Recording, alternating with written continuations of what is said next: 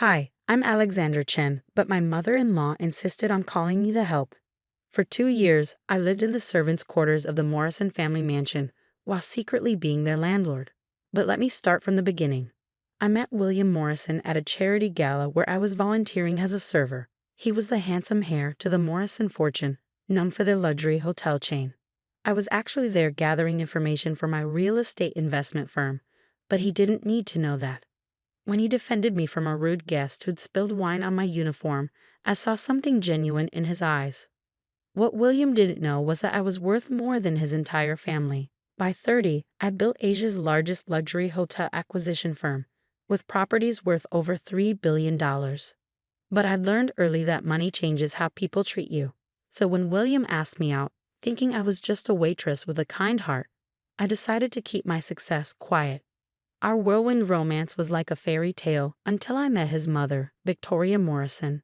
The moment she learned her son was dating a server, her face contorted as if she tasted something bitter. A waitress? She'd sneered during our first meeting. Really, William, I thought we raised you better than this. What will people say? But William stood firm, and we got married in a simple ceremony that his family barely attended. That's when Victoria decided to teach me my place in the Morrison family. Since you're so experienced with serving, she announced at our wedding reception, you can stay in the servants' quarters. It'll be just like home for you. William protested weakly, but his mother held the purse strings. The Morrison fortune wasn't what it used to be. Their hotel chain was struggling, but they kept up appearances. Victoria made it clear. Either I stayed in the servants' wing, or she cut off William's inheritance. What nobody knew was that 6 months before meeting William, my company had secretly acquired the Morrison mansion through a complex series of shell corporations. The family had been quietly renting their own home without realizing it. Their hotel chain was in even worse shape than they knew, and I was positioning myself to acquire it. For 2 years, I lived the life of a servant in my own house. Victoria made me use the back entrance, eat in the kitchen, and help the actual household staff with chores. If you're going to live here, she'd say, you need to earn your keep. I watched as they hosted lavish parties with money they didn't have, bragging about their legacy while their empire crumbled. Victoria would parade William in front of eligible socialites, pointedly ignoring my presence as I served champagne in my own home. Then came last week. The bank called about their overdue mortgage payments that were actually due to my company. Victoria threw a fit in her private study, not knowing I could hear every word. We need more time, she shouted into the phone. Do you know who we are? The Morrisons have owned this house for generations. That's when I decided it was time for the real owner of the Morrison mansion to make herself known. Because tomorrow morning, Victoria had arranged a meeting with the bank manager to beg for an extension. She'd insisted I come along. Apparently, my lowly presence would emphasize their desperation. Little did she know, I'd already arranged my own surprise for the meeting. The next morning, Victoria swept into the bank in her Channel suit, practically dragging me along in my simple dress. Stand behind me and try to look pathetic, she hissed. Perhaps they'll take pity on us if they see we're charitable enough to keep you around. The bank manager's office was opulent with a view of the city skyline. Victoria had insisted we meet at this specific branch, the city's most prestigious, to maintain appearances. What she didn't know was that I owned this building too. Mr. Phillips will be with you shortly, the secretary announced. Phillips? Victoria frowned. We're supposed to be meeting with Mr. Henderson, the branch manager. There's been a change, I said quietly. Mr. Phillips is actually the CEO of Royal Crown Banking. Victoria's head snapped around. How would you know that? Before I could answer, the door opened. Thomas Phillips walked in, my longtime friend and business partner. He took one look at me standing meekly behind Victoria and had to suppress a smile. Mrs. Morrison, he began formally. I understand you're here about the mansion's mortgage. Yes. Victoria straightened her spine. There's clearly been a mistake. The Morrisons have owned that mansion for generations. These payment demands are ridiculous. Actually, Thomas said, opening a folder, the Morrison family hasn't owned that mansion for nearly 3 years. You've been renting it from Shield Properties. Victoria laughed dismissively. Impossible. We would never rent. We own that house. Your family sold it to avoid bankruptcy in 2021, Thomas continued. The paperwork is quite clear. You've been paying rent to Sheila Properties, albeit irregularly, ever since. The color drained from Victoria's face. No, there must be some mistake. William. Tell them. William, who had been silent until now, looked confused.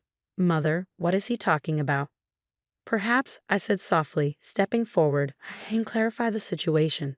I reached into my simple handbag and pulled out my own folder. Sheila Properties is a subsidiary of Chen International Holdings. Victoria's eyes narrowed. What would you know about it? Get back in your place. My place? I smiled, pulling out my company ID and placing it on the desk. You mean as CEO of Chen International Holdings? Or as the owner of this bank? Or perhaps you mean my place as the actual owner of the mansion you've been living in? The silence was deafening. William's coffee cup slipped from his hand, spilling across the imported carpet. This is a joke, Victoria stammered. You're a waitress, a nobody. Actually, Thomas interjected, Ms. Chen, Mrs. Morrison, is one of the largest real estate developers in Asia. Chen International Holdings owns properties worth over $3 billion, including the Morrison hotel chain's main properties. The hotel chain, William whispered, but that's our family business. Not exactly, I said gently. Your family has been secretly selling off pieces of it for years. My company now owns 60% of the Morrison hotels. We've just been allowing you to keep the name. Victoria swayed on her feet, grabbing the desk for support. But I wasn't finished yet, because I had one more revelation that would completely shatter Victoria's carefully maintained world. But here's what's really interesting. I continued, pulling out another document. Do you know why I was at that charity gala where I met William? I was evaluating the Morrison hotel chain for acquisition. But then I met your son, and I saw something different. Someone different from the rest of your family. Victoria had collapsed into a chair, her perfectly manicured hands trembling. All this time, in my own house. Your house. I raised an eyebrow. The house where you made me use the servants' entrance, where I had to eat in the kitchen, where you made me serve drinks at your parties. I think I'm going to be sick, she whispered. Mother, William finally spoke, his voice tight with anger. You made my wife, the owner of our house, sleep in the servants' quarters. I didn't know, she wailed. How was I supposed to know? Would it have mattered? I asked quietly. Should it have mattered? Would treating a servant with basic human dignity have been so difficult? Thomas cleared his throat. Mrs. Morrison, there's still the matter of the overdue payments. Yes, I nodded. You're 3 months behind on rent.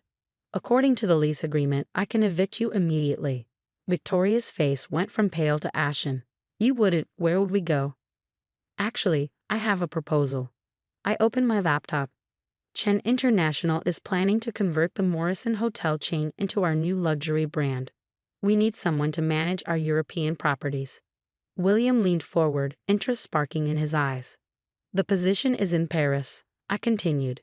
It would mean leaving the mansion, living more modestly at first, and actually working for a living. But it's a chance to earn back what your family lost. Through merit this time, not just name. I won't, Victoria declared. A Morrison, working as an employee? Never. Mother, William cut in sharply. You're not in a position to refuse. Not anymore.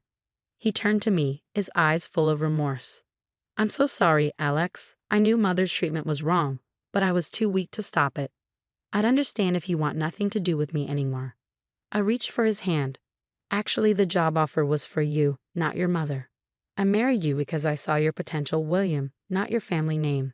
It's time you had the chance to prove that potential. 6 months later, the Morrison mansion was converted into a boutique hotel. Victoria moved in with her sister in Connecticut, her social standing in tatters. William and I moved to Paris, where he threw himself into learning the hotel business from the ground up. To everyone's surprise, especially his mother's, William excelled. Free from his family's expectations, he proved to have a natural talent for hospitality management. Within a year, our Paris properties revenue had doubled. As for me, I still volunteer at charity galas occasionally, just to remind myself that true character shows in how you treat people when you think they're nobody. Yesterday, we hosted a hotel management training seminar. I overheard William telling the new staff, remember, treat every guest and every employee like they own the place, because one day I learned that the servant I ignored was actually my boss. Victoria still sends the occasional email, always asking when we'll restore the family name. I keep her messages in a special folder labeled Lessons in Humility. The mansion's servant quarters, I converted them into a staff training center, where every new manager starts their journey learning to serve before they can lead. Because sometimes the best way to teach humility is to let people discover it themselves, even if it takes losing everything they thought made them important. After all, true class isn't about where you sleep, it's about how you treat others when you're awake.